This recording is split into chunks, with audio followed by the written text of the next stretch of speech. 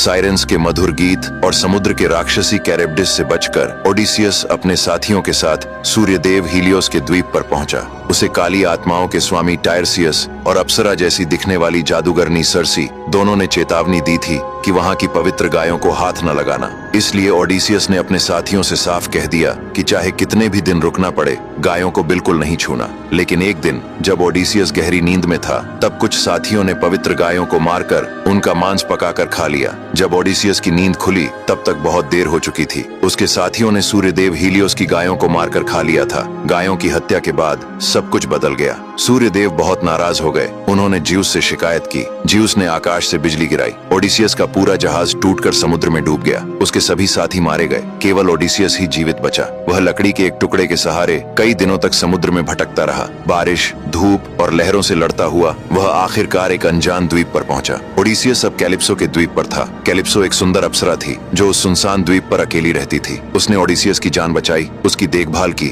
और उसे वहां कैद कर लिया। दिन बीतते गए, फिर महीने और फिर साल। ओडिसियस को वहां रहते 7 साल हो गए। कैलिप्सो उससे प्रेम करने लगी थी। उसने ओडिसियस से विवाह करने और उसे अमर बना देने का भी वादा किया। लेकिन ओडिसियस का मन सिर्फ इथाका में था। उसे अपने बेटे और पत्नी की याद सताती रहती थी। हर दिन वह समुद्र किनारे बैठता और आकाश की ओर देखता। आखिरकार देवताओं ने भी उसकी पीड़ा देखी। ज्यूस ने हर्मीस को भेजा, जो कैलिप्सो से मिलने आया और आदेश दिया कि ओडिसियस को अब आजाद कर दिया जाए। कैलिप्सो का दिल टूट गया, लेकिन उसने ओडिसियस को जाने दिया। उसने स्वयं उसके लिए एक नाव बनवाई, खाना पानी दिया और विदा किया। ओडिसियस फिर से समुद्र की लहरों में था। अब उसकी मंजिल नजदीक थी, लेकिन पोसाइडन का क्रोध अभी भी शांत नहीं हुआ था। उसने एक बार फिर समुद्र में भयंकर तूफान खड़ा कर दिया। लहरें आकाश को छूने लगीं और ओडिसियस की नाव टूट गई। तभी एक जलपरी जैसी देवी इन्होंने उसे एक जादुई पट्टी दी, जिससे वह डूब नहीं सकता था। ओडिसियस कई दिनों तक समुद्र में बहता रहा, तेज धूप, भूख और थकावट से टूटा हुआ। लेकिन अंततः वह फैसिया नाम की भूमि पर पहुंच गया। अब आगे की कहानी जानने के लिए देखिए अगला भाग।